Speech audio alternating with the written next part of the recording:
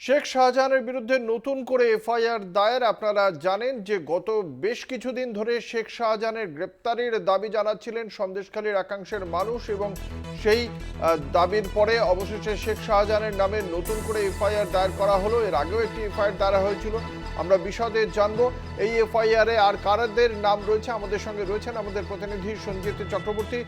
ঠিক সুনির্দিষ্টভাবে কি অভিযোগ রয়েছে এবং এই এফআইআরে আর কাদের নাম রয়েছে সঞ্জিত? দেখো, শেখ শাহজাহান এবং তার ভাই অর্থাৎ শেখ সিরাজের সহ বেশ কয়েকজনের বিরুদ্ধে অভিযোগ রয়েছে। সেখানে এই অভিযোগ রয়েছে করে সেখানে একাধিক অভিযোগ করেছে। সেই অভিযোগের ভিত্তি হচ্ছে গৌরী দাস, তিনি বেলকুচির 1 নম্বর গ্রাম পঞ্চায়েতের দাসপাড়ার বাসিন্দা। তার বাড়িতে বেশ কয়েক নির্দিষ্টভাবে তারিখটা যেখানে লেখা দিয়েছে বলা হয়েছে কয়েক মাস আগে তার বাড়িতে যায় তার দলবল যে এবং অজিত মাইতি তার সহযোগিতা করে এবং এই একটা দল সংগঠিত করে তার বাড়িতে যায়, ভাঙচুর চলে, তাকে মারধর করে এবং লুটপাট চালায় এবং 80,000 টাকা দিয়ে পালায়। পাশাপাশি তার একটি ভ্যান কিংবা সেটাও ভাঙচুর করে বলে অভিযোগ।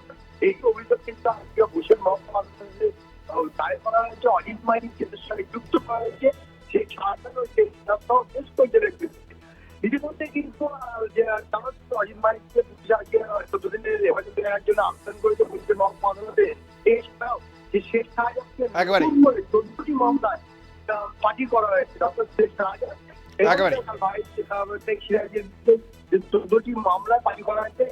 দেখা যাক শেষ পর্যন্ত এই বিষয়ে প্রশাসন কি পদক্ষেপ করে। ধন্যবাদ। আমাদের সঙ্গে ছিলেন আমাদের প্রতিনিধি সঞ্জিত চক্রবর্তী।